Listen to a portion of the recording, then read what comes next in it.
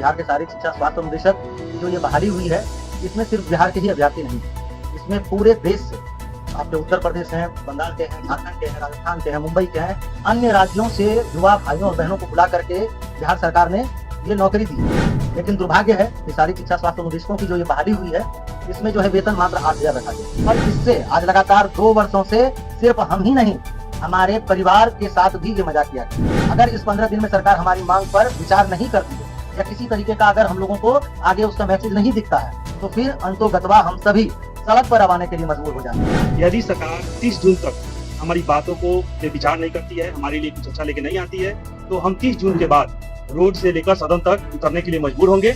यदि उस बीच में किसी भी हमारे भाई के साथ कोई अप्रिय घटना घटती है, तो उसका पूरा जिम्मेवार बिहार सरकार होगा। सरकार के लिए ये अल्टीमेटम है कि 30 जून के बाद हम लोग डेट फिक्स करेंगे और सड़क से लेकर सदन तक का घेराव।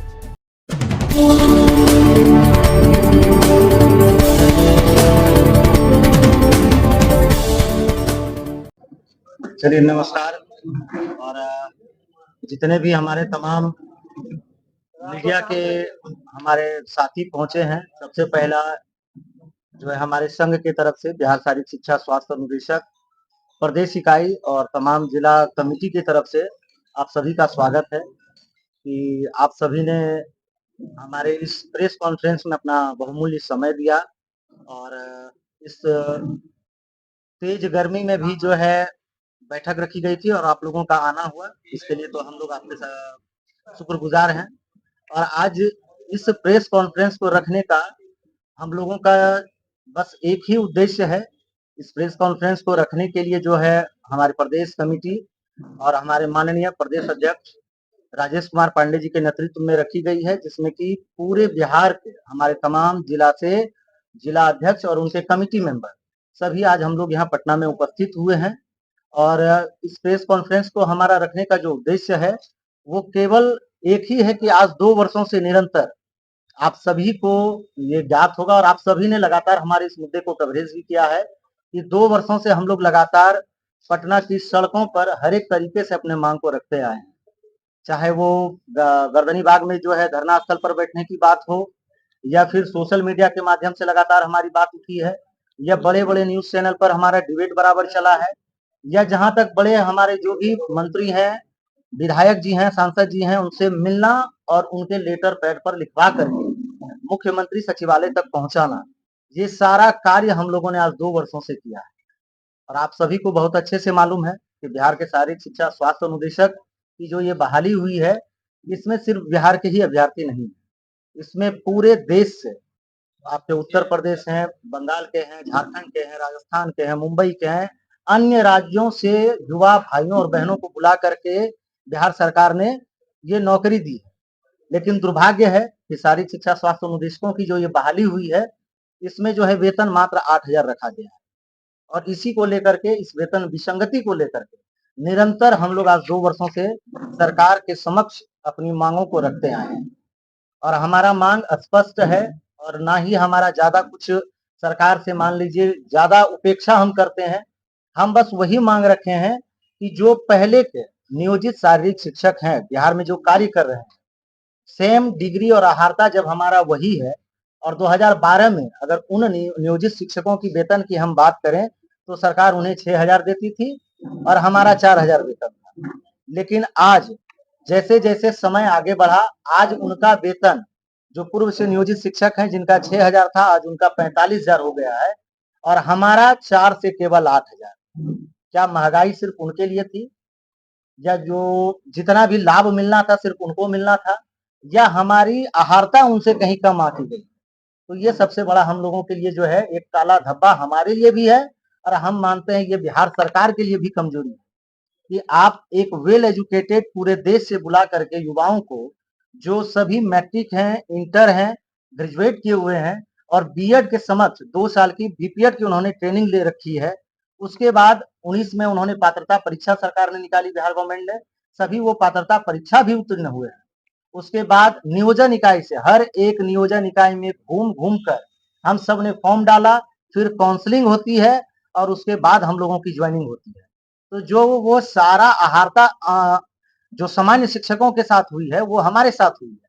वो डिग्री हम रखते हैं, वो आर्ता हम रखते हैं, तो फिर केवल 8,000 ये वेतन क्यों? ये कलंक है हम लोगों के लिए। और इससे आज लगातार 2 वर्षों से सिर्फ हम ही नहीं, हमारे परिवार के साथ भी ये मजाक किया गया है। आज हम जिस आर्थिक संकट से गुजर रहे हैं, हमारा परिवार गुजर रहा है, और एक मानसिक दबाव आप समझ सकते हैं कि एक पूरे परिवार को कैसे कोई 8,000 में लेके चल सकता है?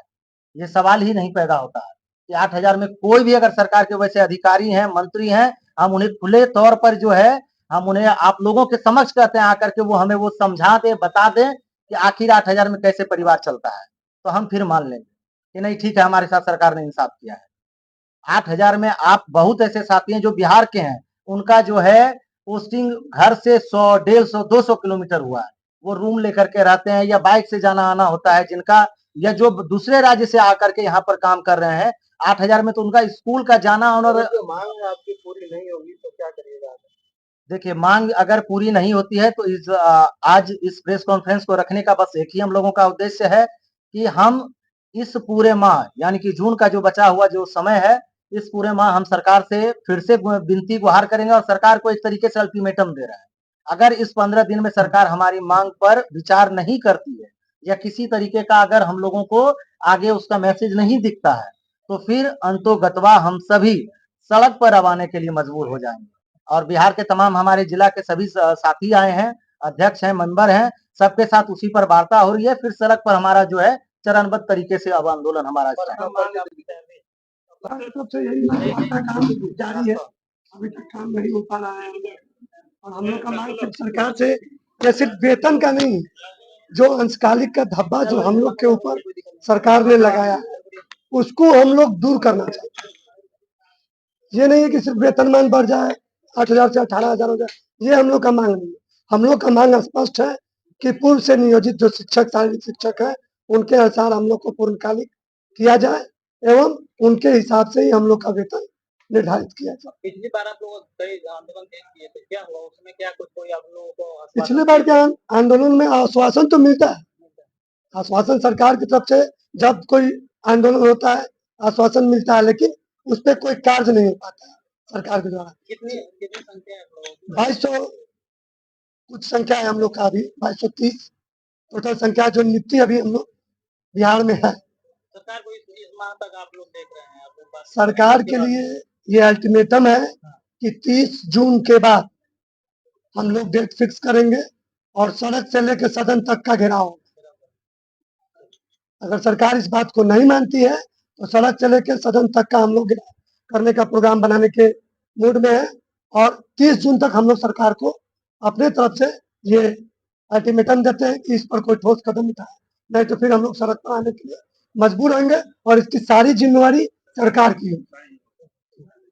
सरकार हम लोग के साथ सौतेलापन व्यवहार कर रही है। सरकार कह रही है कि बिहार में रोजगार दे रहा है। ये कैसा रोजगार है? 8,000 रुपया ये हम लोग का रोजगार है। इसमें ना हमारे साथ मेरे परिवार का भरण पोषण हो सकता है, ना और किसी का कुछ चल सकता है।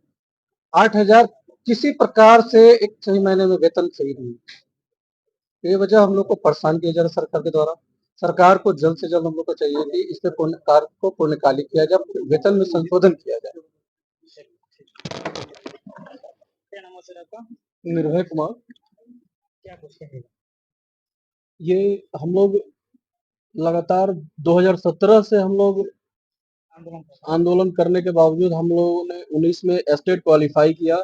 उसके बाद जिस नियोजन इकाई के तहत सभी शिक्षकों की बहाली होती है, उसी नियोजन इकाई के तहत हमारी बहाली हुई और हमारे जो जॉब प्रोफाइल है उसमें अंशकालिक जोड़ा गया और हमारी जो नौकरी है वो 60 वर्ष का है।